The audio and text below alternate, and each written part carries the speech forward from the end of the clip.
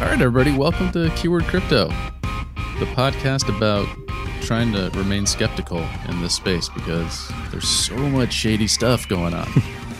And this week we brought somebody on who talks about shady stuff, which is exciting. So this week we have Twitter personality Giancarlo the Tether Whisperer, who's at Cass Pianci.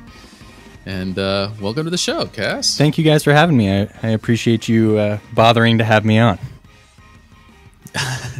It's not a bother. Okay, so you are known on Twitter as having your thing is following Tether's every move. But before we get into Tether, we kind of just want to know how you got into crypto, how you got into the space, and how you're involved now. Sure. So I have a roommate who knows someone who helped develop Ethereum. So he got involved and purchased. He didn't get involved in any other way than purchasing Ethereum, but he purchased Ethereum in early 2017, I want to say. And he started telling me to look into this stuff. So I started looking into it. And by August, I purchased Bitcoin. That's what I did in August of 2017. And then I sold out by, I want to say February, something like that, March of 2018.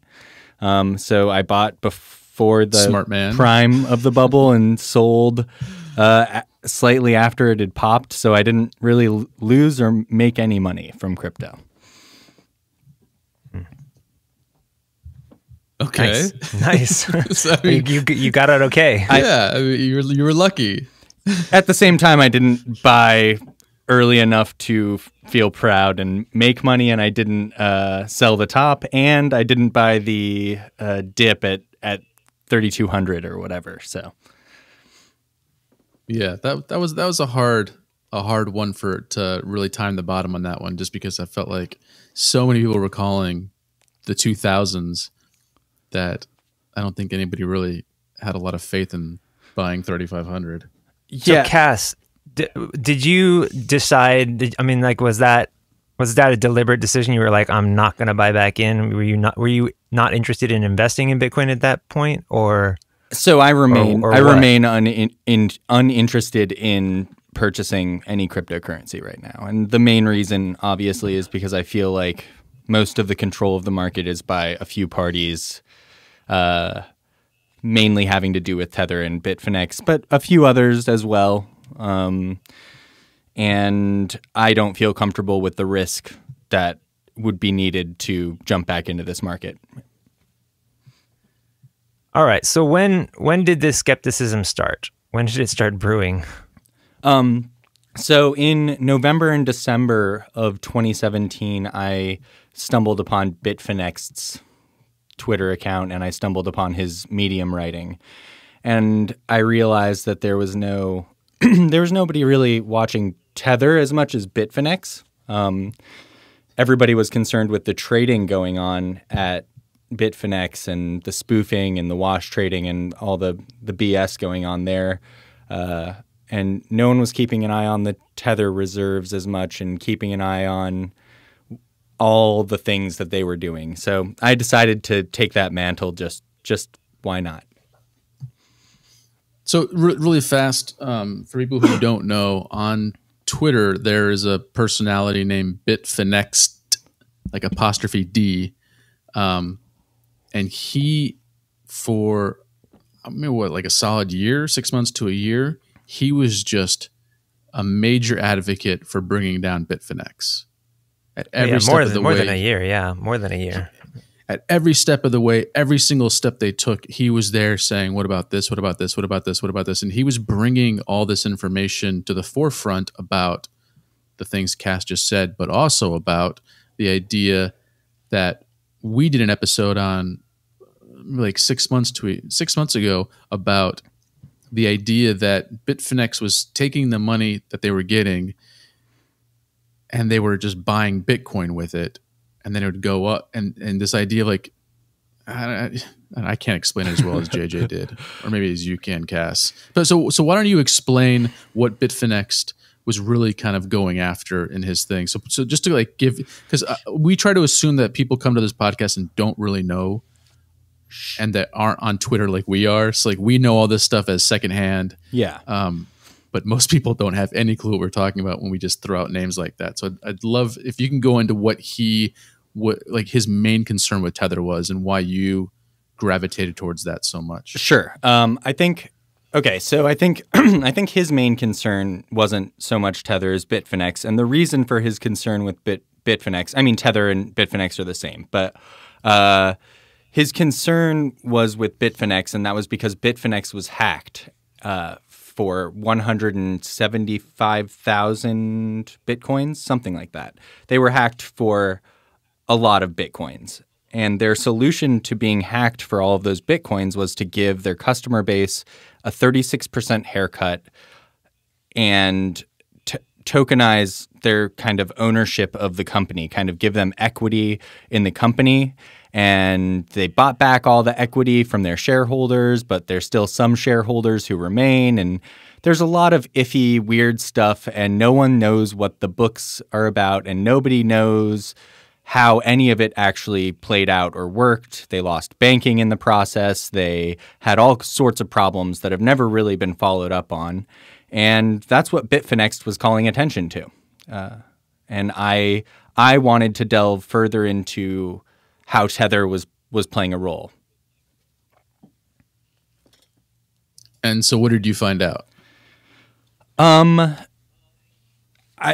lot of other people have contributed more than me for certain. There were people who did, like Griffin and Shams did a research paper out of the University of Texas where they compared the price of Bitcoin to Tether issuances, and other people have done deeper research. There's tetherreport.com and these other people who have data to back up their points. But what I did was I watched the Tether Reserve and watched for when they issued, and I objectively would state they issued 10 million right now or 20 million right now.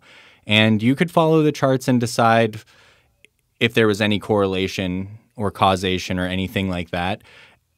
At the same time, what people like Bennett Tomlin and I have noticed as of late is that the price of Tether goes up when the price of Bitcoin goes up, and the price of Tether goes down when the price of Bitcoin goes down, which doesn't seem that concerning at first. But if you think about the way a stablecoin should operate, it should operate the opposite way. When there should be demand for a stablecoin when the price of Bitcoin is dropping, right? So you should see a premium for buying out and into a stablecoin.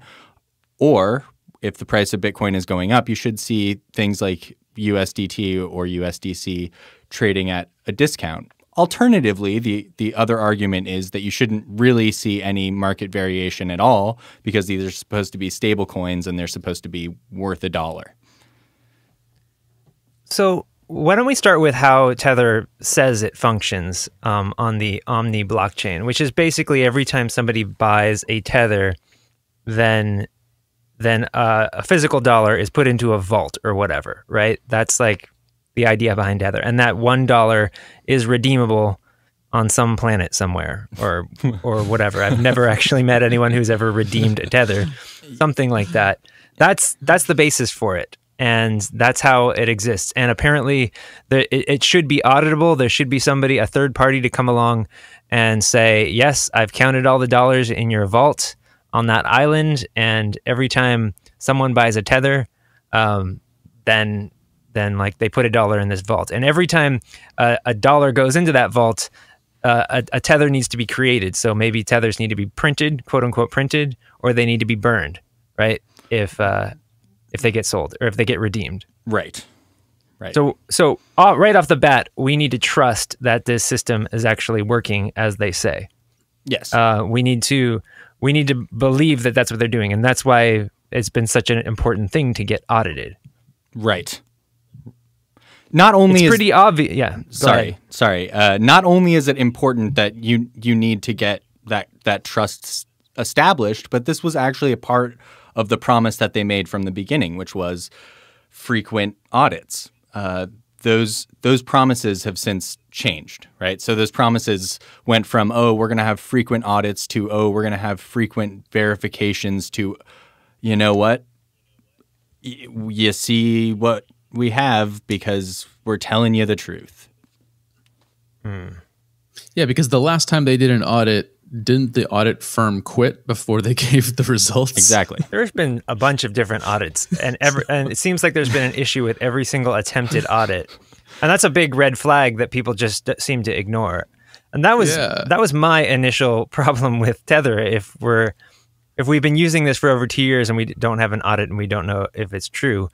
The other issue is, well, obviously, if you're printing money and you're buying Bitcoin with it, then if Bitfinex has an issue and they need to exit, or if Tether or Bitfinex needs to exit the situation and they need to do so quietly, they can very slowly sell off the Bitcoin that they have that they purchased with Tether, right? Which will drop the value of Bitcoin over time, which is what had happened all through 2018, right? And I think there were DMs between myself and Bitfinex, where he sort of explained that that's the reason that Bitcoin had been crashing, which was at the time very, very believable when we recorded that episode. But now that we've got spiking Bitcoin again, I wanted to get you on the show to see if maybe how would you explain something like that? It's a hell of a situation, huh? It's interesting. It's very interesting for a skeptic like me to see what's going on right now. I mean, it makes sense that, well, let's see. So Tether issuance typically increases when the value of Bitcoin increases. Yeah, that doesn't really seem to make sense to me. You would definitely think the opposite. Right. Well, just really fast, let's go back for the audience. So the idea behind the rabbit hole scam that people have hypothesized is that somebody. So let's say I'm Bitfinex and I'm printing the Tether. Somebody hands me $1. I print a Tether. It goes out. They're now allowed to trade that. But what people are saying is that instead of me taking the $1 and having it in the bank, I'm just printing more Tether and buying Bitcoin with free money. I'm just kind of just making up my own dollars and buying Bitcoin with it. So that Bitcoin isn't really worth anything because I used fake money to buy it. Right. So now they have this huge empire with all this Bitcoin that they got by making fake money that didn't really exist. Yeah, they don't have funds in the bank for. I think there's something to that because you can look at it and say the money is there now. Like everybody keeps talking about, oh, the New York AG proved that all of the money was there, or that 74% of the money was there. But what they fail to recognize is that nobody knows how that money got there, who that money came from, and if that money is on loan from someone, or if my point being that no one knows if it was backed in 2017. No one knows if it was backed in 2018. We know only what we've been shown because the New York AG forced their hand. Mm-hmm. So they're not technically a U.S. exchange, right? No, of course not. Right. So they don't fall under any U.S. rules outside of if they have U.S. dollars on their exchange. Yeah, U.S. dollars, that means U.S. jurisdiction. I mean, I would assume there's more than that. So I have a USD trading. Sorry. Do they have a USD trading pair? Or do they only have a USDT trading pair? There are USD trading pairs. There's USD trading pairs on Kraken. There is a USD trading pair, I believe, on Bittrex. No, sorry, on Bitfinex. Does Bitfinex have a USD trading pair? So supposedly they do now. What used to be the case was that when you sent USD to Bitfinex, they essentially just turned it into Tether. As far as I can tell, that used to be the way things sort of operated on their platform, and that's how they obtained all of these tethers and turned their dollars into tethers in the first place. Gotcha. Okay. Right. Okay. That makes sense. So then, sorry, go ahead. I was thinking about our the point that we were on before, where we all stumbled on each other, but I don't actually remember what I was going to say there. That's okay.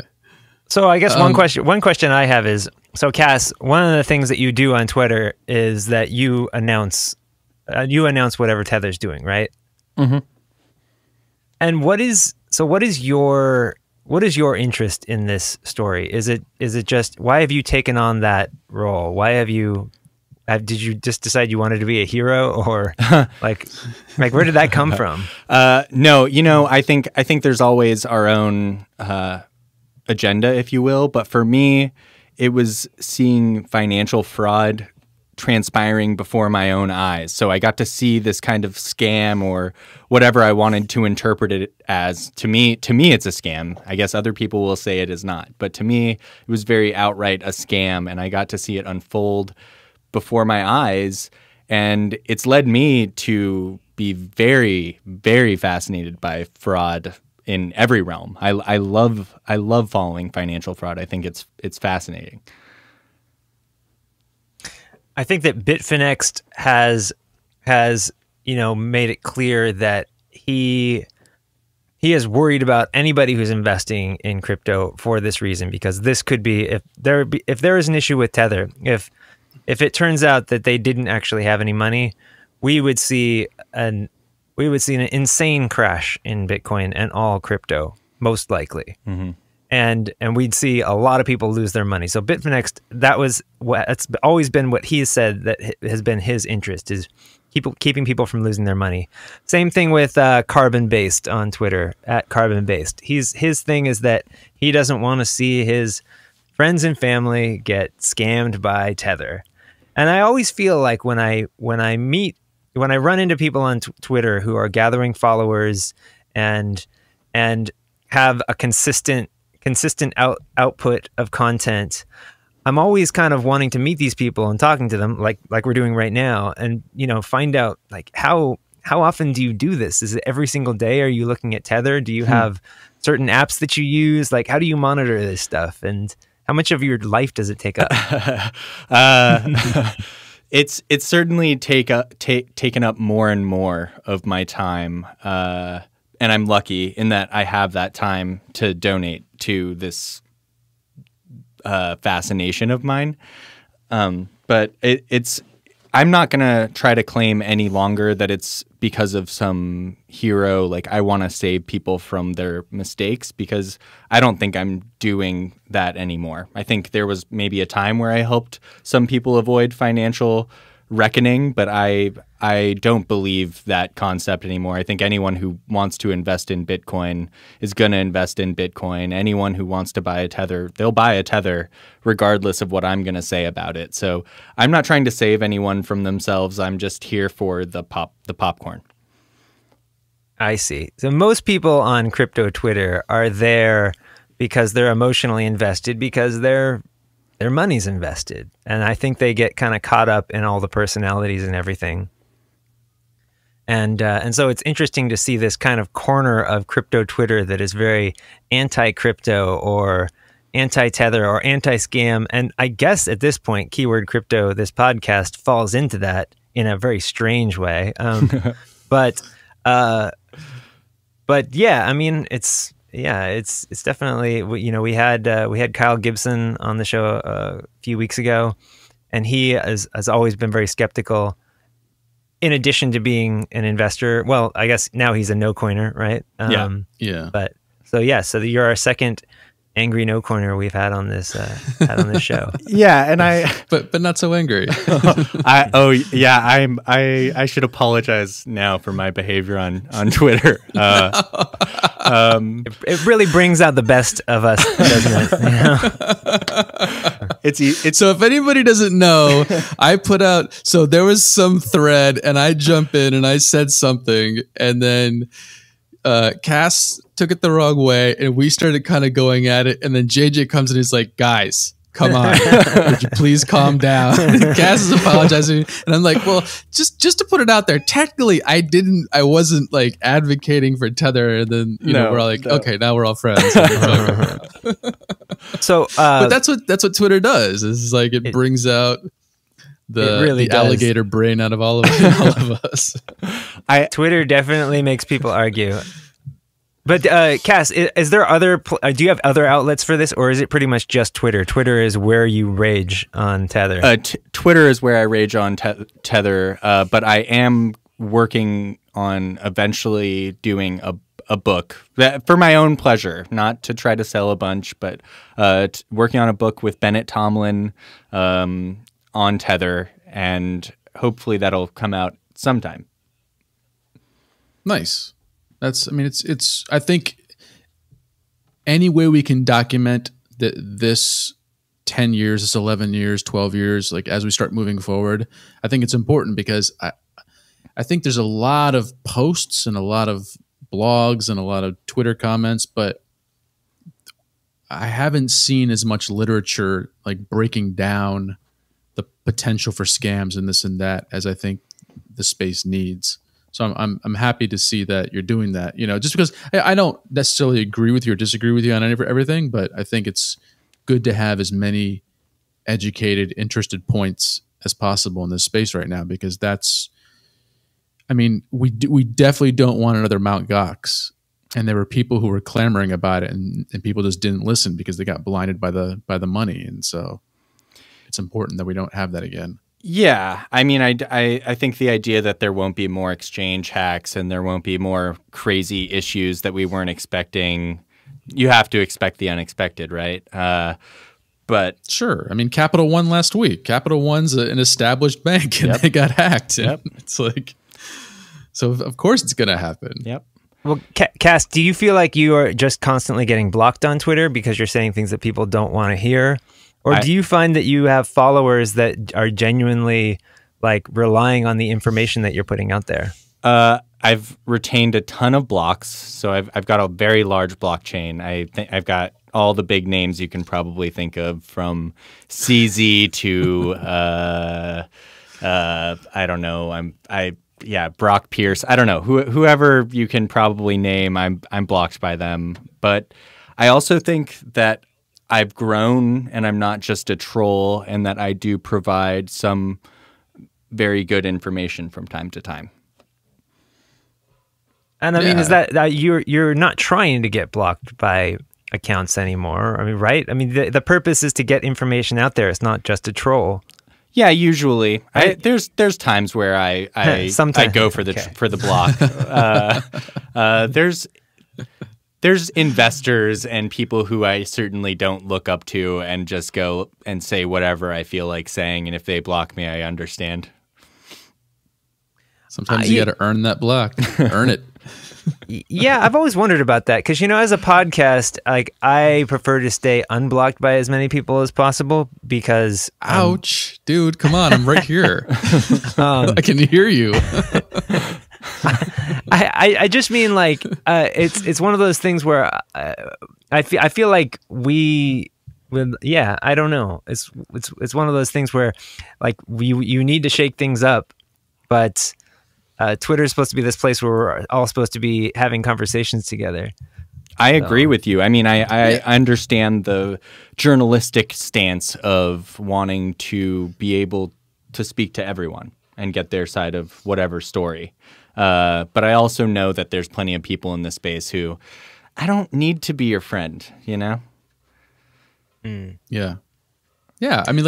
We got blocked by, or I'm going to say I did, because I handled the account, but like, I got blocked by a bunch of people because for what was it, like 37 days, I just tweeted the same thing over and over again, saying no one's talking about Lightning Network. No one's talking about it, that it's a bank, it's an intermediary. And that's what Bitcoin is supposed to be against, was intermediaries. And their solution for off-chain transactions is just creating an intermediary that gets paid. Right. So how is that any different? And then I said, but please explain it to us. And then I just kept getting blocked and then trolls would come out and attack us. Did anyone have an answer for you? Nope. No answers. Okay. 37 days, not a single person. All right. Yeah, and that's where we're left. I mean, this show is often about finding, like, we're looking for truth, and when we don't find it, it's like, all right, well, this has got to be our perspective right now. And yeah, I mean, that's a Bitcoin's huge not red looking flag. good. Yeah. Yeah. Bitcoin and Lightning Network are not looking good right now. I mean, Bitcoin's looking good as a store of value, but not as a day-to-day currency. It's just, it's like, to me, it's looking more like a store of value in the same way that a business is a store of value that's growing. You know, sure, yeah, but that's yes. bound to happen as the crypto space evolves and more businesses become dependent on Bitcoin and cryptocurrency, right? I mean, we'll see how many businesses are dependent on Bitcoin in the next few years. I don't see widespread business adoption. Maybe you guys have seen it more than I have, but I haven't seen a lot of business adoption. Really. No, the way we kind of talk about it on this show is that we could see it becoming a store of value that ends up becoming worth a lot of money and is owned by a few very rich people, you know, or it's not something that is used as money, as something we hit that block all the time on this show. It's like, how at this point could it be used like that? I mean, the whole argument of, BTC versus BCH versus BSV or whatever, it's such an inane argument when it's on Twitter or when it's on YouTube or whatever, because nobody's really talking about what is, nobody's really talking about anything other than identities and people shouting at each other. Right. And in the end, one might be a store of value and one might actually get used as money. Nobody really knows right now. So yeah.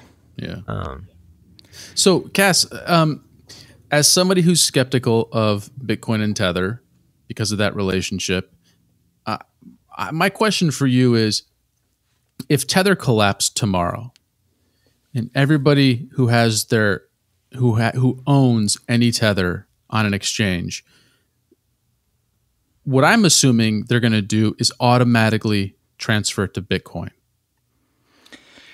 And then Tether would collapse, but that would just drive the price of Bitcoin. How would that be bad for the crypto community in your mind? Well, so I don't think people play this trade out fully when they think about it. So there's 4 billion or so tethers that exist right now. If Tether vanished in terms of all their assets were seized, everybody found out there was no money left, and the government started shutting down Omni nodes. I don't know how that would work, okay? But let's say they somehow start shutting down Tether.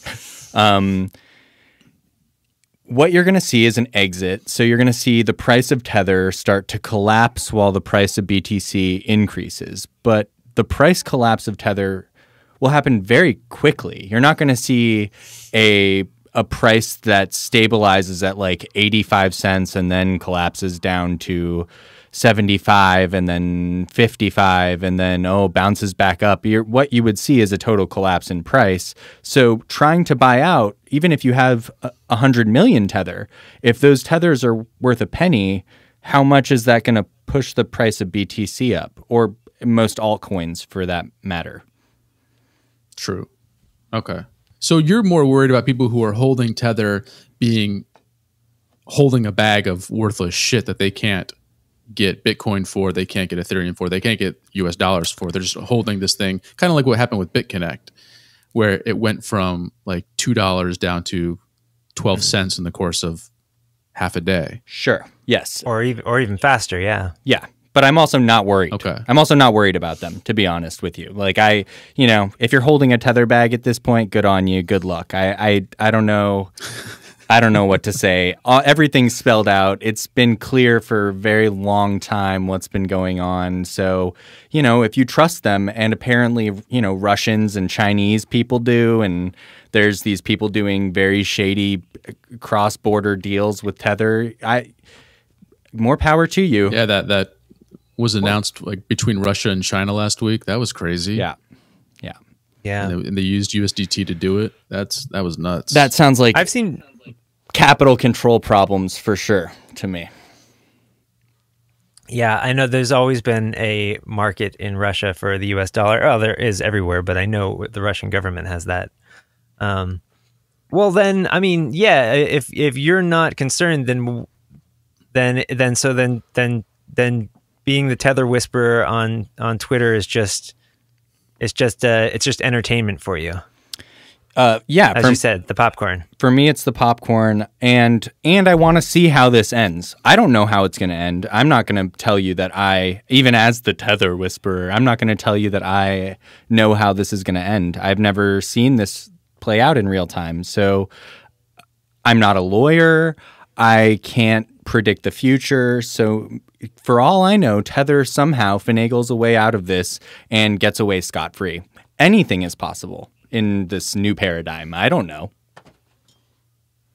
Because they have the Leo token now, and they had a ton of input or a ton of money from fucking idiot investors all over the world who decided to give them a bunch of money for this Leo token. And I think that's how they could potentially save Tether is the Leo token.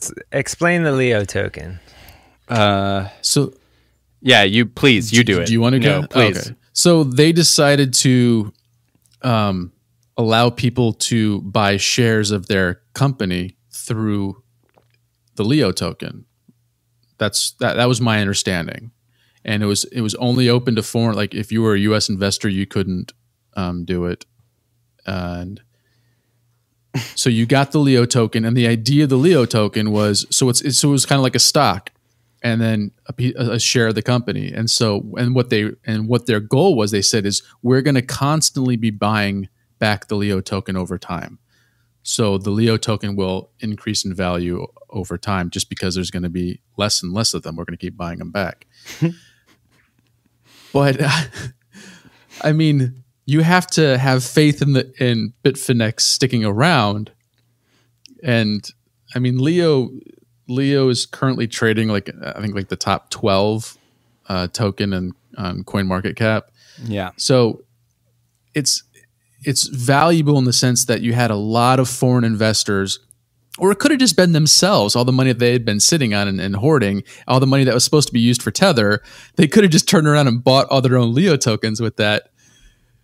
There's just so much shady stuff that is involved with these guys that I can't believe anybody still uses Bitfinex at this point, or Tether, or it's totally amazing. If you're a conspiracy theorist, like it's like Disneyland or something, because there's just so many. I mean, to think of like how many different ways you can exit scam, or like, I mean, if like being able to print money is kind of like time travel in a Marvel movie or something. It's like anything can happen when you can do that, right? It's like we might as well have time travel in crypto, because we can roll back the clock and make Bitcoin worth whatever we want. Yeah. Oh, and if anybody's listening and you live under a rock and you don't know what we mean when we say popcorn, we're getting in our favorite chair, we're popping a bag of popcorn, and we're sitting there watching the whole thing collapse around us and just enjoying it, because it's watching at this point. How can you not enjoy it? Yeah, to me, like you said, you've given so many warnings at this point. If people are still choosing to invest in a complete scam, that's their own prerogative. I don't know how many traders you guys talk to that trade on Bitfinex, but I think I don't know any traders anymore that go there. But they still have some liquidity and they still have volume. So there's obviously people trading there. I just don't personally know any of them, which makes sense, because why would they talk to me? And in the U.S., they probably wouldn't want people knowing about it, since you can't, or technically you shouldn't. Except our boy Bobby. Yeah. And then you talk about it on your blocked. Blocked. Bobby, what are you doing, man? Blocked by my boy Bobby. I was proud of that one, I'll tell you. Serious? Yeah. Oh, I couldn't believe when he was talking about it. So we're talking about a Twitter and YouTube personality, Crypto Bobby, huge in the space, and he's just in generally a really nice guy. He lets us post our episode links on his Facebook group. So I don't have any ill will towards Bobby. He's a really nice guy, but he's just like talking about how much Leo he owns. And he's buying Leo and blah blah and Leo, and it's just like. He lives in New York. I noticed he's an American citizen. Yeah, I think we're trolling him. You guys know. You guys Yeah. You guys are smart enough to know what he's doing, and I am too. And he doesn't own it. You know, he owns it, but he doesn't own it. He has some offshore corporate account where all of this shit gets funneled to him from some Singaporean investor or Chinese investor who Bitfinex sold to because they can't sell to U.S. investors. But that third-party investor, as long as that third-party investor didn't tell them they were going to sell to an American, but it's not owned by an American anyway, so it's all legit. It's all above board as far as Bobby's concerned, and I guess that's good enough for me. Yeah, I guess, but that's such a sketchy road to go down when... that sounds very dangerous. Yes. Yeah, I don't understand why he's taking that risk. Like, I think it's funny when people troll him on Twitter and they're like, "Hey, Bobby, can you explain Leo again, or can you shill it to me again?" And he's like, "Oh yeah, sure. So this is what I did." Yeah, there's a lot of that. There's a lot of like, "Hey, can you explain how you use BitMEX again on YouTube?" Right. I think there's a whole lot of that. I think actually it would be good for most people who are interested in cryptocurrency to look into offshore stuff. It's a really pivotal part to the trading community. It's a pivotal part to cryptocurrency. It's a pivotal part of retaining privacy for wealthy people. So I think if this space is something you're interested in, you should always be looking at offshore bank accounts, offshore shell corporations, why people are doing that kind of stuff. It's all intertwined, and it's just as fascinating as the cryptocurrency space. You mean if you're intellectually interested in how this stuff works, there's a lot of stories out there, or there's a lot of... We are not advocating to have offshore right. Keyword crypto. Yeah. No, it's definitely like those, like, I don't know if you ever read like Confessions of an Economic Hitman or anything, but there is like some amazing there's amazing stories out there, basically. Mm-hmm. Yeah, if you are interested in learning more about it, there's a great docu series on Amazon. Yeah, I think it was Amazon Prime, and it was what is his name? Patel. He played Kumar. Oh yeah, in the Herald. He did a whole docu series on it. It was really interesting. Like he tried to create his own shell corporation to do all that kind of stuff. They touched on crypto briefly, but it was mainly just about like everything you're talking about. You think Bobby's doing.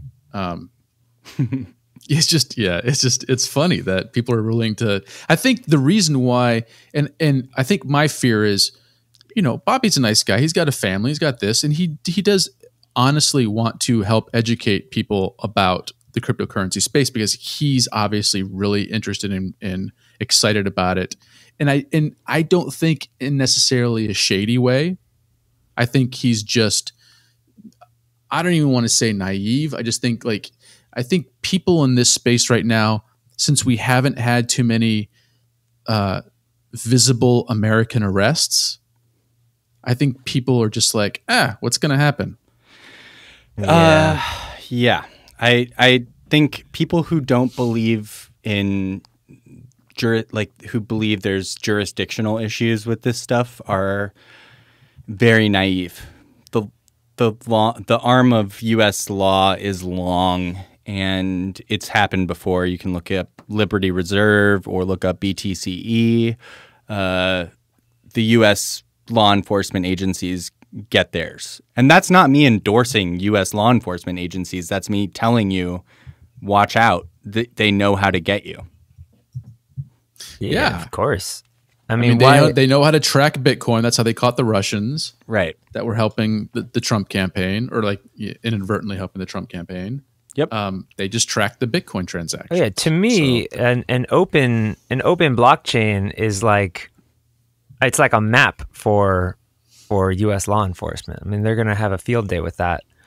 Yep. But I mean, we also see things like now Binance is going to play along with U.S. regulations, which is like, isn't that why they moved to Malta in the first place, so that they could be like, haha, I'm in Malta, you can't get me.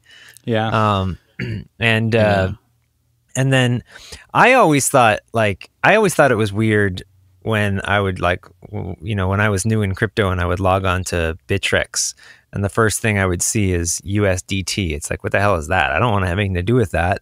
Yeah. But like, that was the first thing you see. An American exchange or Kraken also has Tether. Like, this is weird. I would think that the US government would not be cool with somebody making, I mean, why did they have to call it USD Tether? Like, why didn't they call it something else at least? I mean, like, to actually say, hey, yeah, this is just a fake dollar that we created. It seems awfully bold. And then for these exchanges, these US exchanges, to trade with it seems very dangerous, when the US government seems like they wouldn't be cool with somebody stashing that much money on an island somewhere or whatever. Right. Yeah. I think that's pretty accurate. I think it is weird that they did that. I think it was confusing to most normal customers, and that is a real concern. But on top of that, I think they lied to everybody, and their lie was that for 3 years or so, 2 years, they said they were one-to-one backed by dollars, and then they just said they weren't. And I understand you can change your terms of service, but that's basically changing why you exist, and I think that's fraud. To me it is.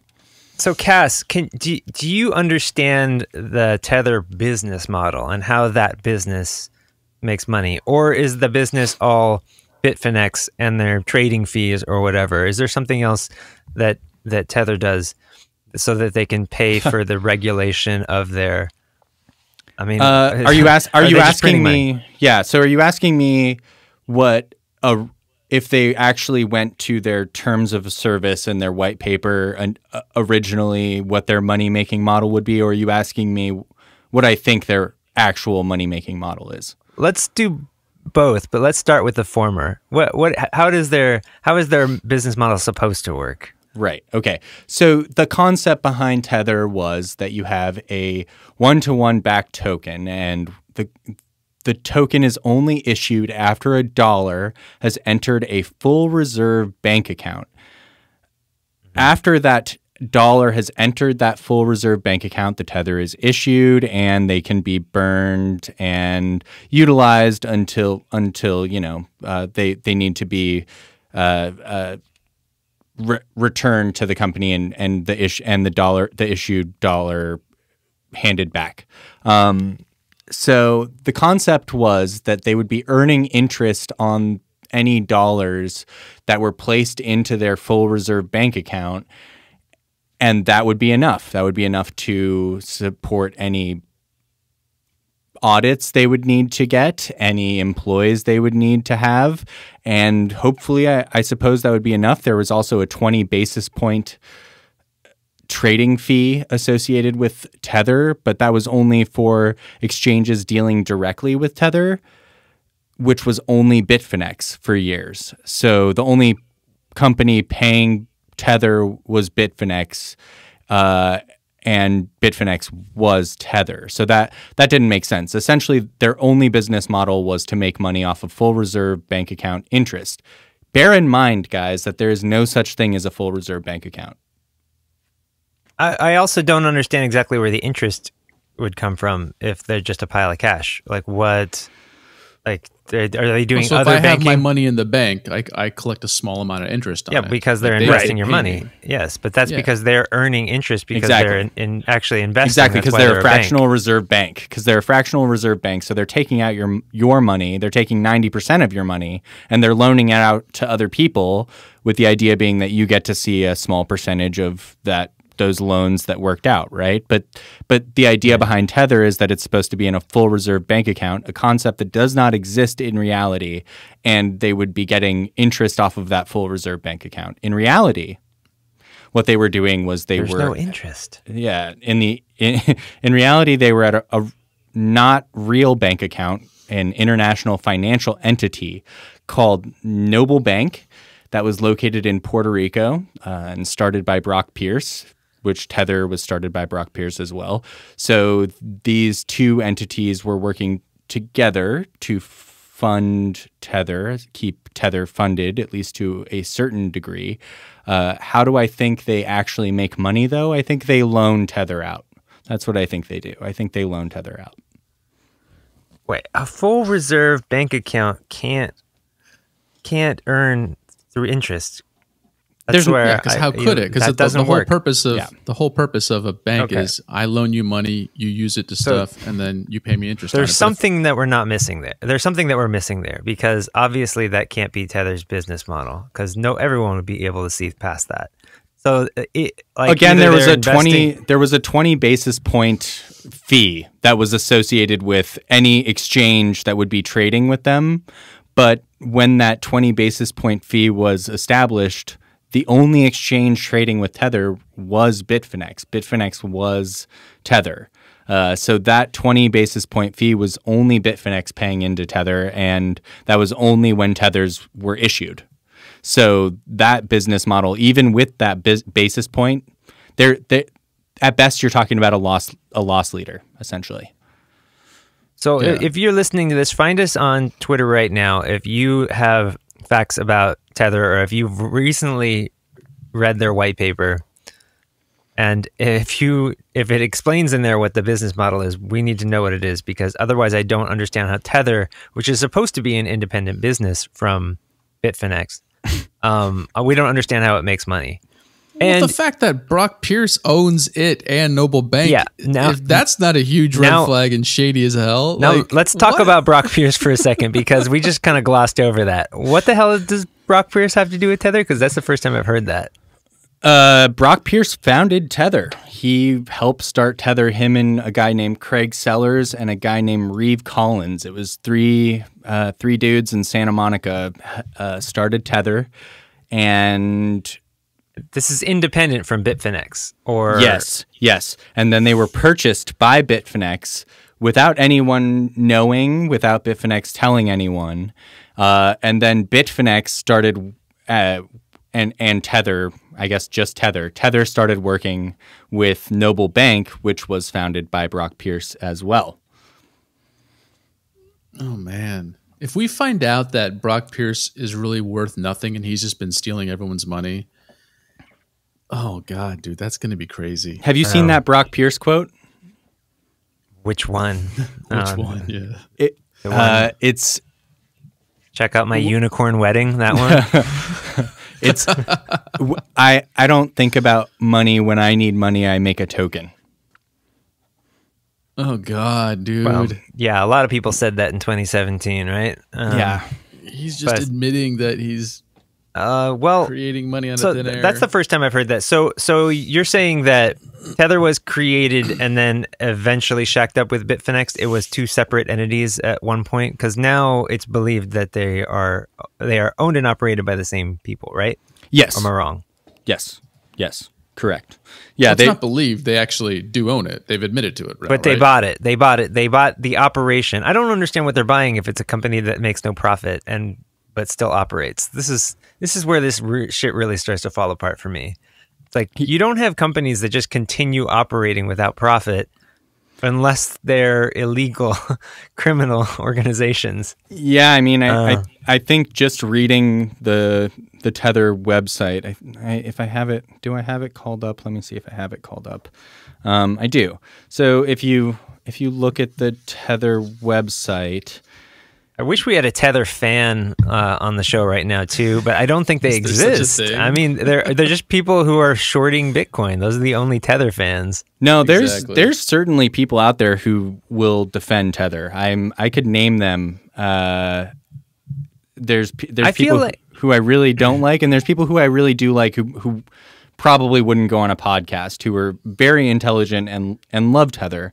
I follow I Am Nomad. He's pretty big in the space, and I appreciate that he disagrees with me in pretty much every way imaginable. But I appreciate hearing what he has to say. He certainly, though he's not the biggest, I wouldn't say he's the biggest Tether defender. He doesn't have an issue with Tether, it seems like. Yeah, it seems to me that people who would speak out in favor of Tether, I just don't understand how you could speak passionately about that. Be like, no, Peter McCormack at this point has kind of offhandedly said in a few of his episodes, and maybe I haven't listened for a while, but maybe he's changed. But somebody brought up Tether, and he goes, "Well, that's not an issue anymore, so we don't even need to talk about that." Probably because he's just saying it's a scam or something. I don't know, or maybe not. I have no idea. I don't know what he's talking about. No, but like he was at that point, he was kind of like defending it, saying we don't need to worry about Tether falling apart. And I was just like, what? Like how do you not worry about that? Like every single piece of information we get is always negative. I think we're not getting any good news about Tether ever. I don't know. I feel like every 6 months Tether starts to fall. It'll fall like 20 points, and then it'll bounce back, and everyone will be like, "Yeah, you see, Tether is legit after all." And I don't really know why that happens when Tether falls out of sync. Just like pumping it with money, dropping the ball or something. Like, how would it fall out of sync with the dollar in the first place? Yeah, there's like somebody not pressing the print button fast enough. It's like, oh shit, there's falling behind. Print.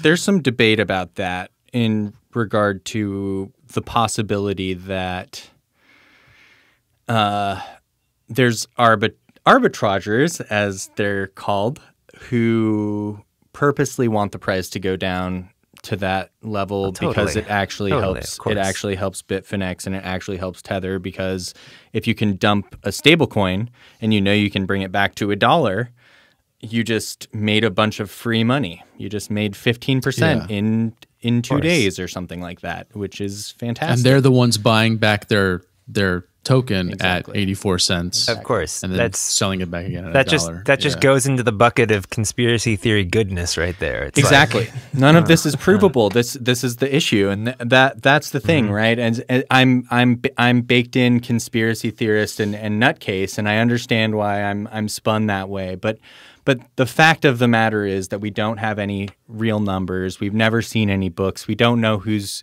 giving them any money, if there is real money behind this, or why these people are giving them money, why these people trust them. We don't know any of these things. And asking questions, to me, should be promoted in this space. And it's weird that people like Bitfinex or me are kind of shunned and blocked, and people hate us for hounding on this issue that I personally feel like should be taken very seriously. Do you guys know another asset that's on 5 blockchains? I don't even know another asset that's on 5 blockchains. No, that's crazy. Right. It's crazy that people keep adding it to their blockchains. Yeah. So how about this? How about we finish it off with the original Twitter debate that you and I were kind of going at it about, and the idea that my comment of the one good piece of news that I can find in this whole fucking shit burger sandwich is that even though more people are still technically using Tether, they don't have as much of a the per capita is actually shrinking, because now PAX and USDC and TUSD, all these ones that are actually audited consistently, they're coming in and people are slowly starting to gravitate towards them. So they don't have as much market share. They may still have way more people dollars in there right now, just because we're starting to move into a bull run again. But people aren't using them as much as they used to, it seems like. Right. So is that my imagination? Because I feel like packs in TUSD and USDC are kind of eating into their market a little bit. Right. And so this was our argument. And my argument back to you was that the bottom was reached in terms of market cap percentage a couple months back, where Tether had about 77% of total market cap of all stable coins, and it had I don't know the exact numbers in relation to its percentage of volume, but it was somewhere around 91% maybe of total stablecoin volume. But now it's somewhere around 82% of market cap, and it's usually hovering around 97 to 98% of all stablecoin volume. So my argument opposed to you was that I don't think it's going away as an issue, because I don't think these more trusted stablecoins are actually getting a strong foothold, certainly not compared to what we would hope to see. Yeah, true.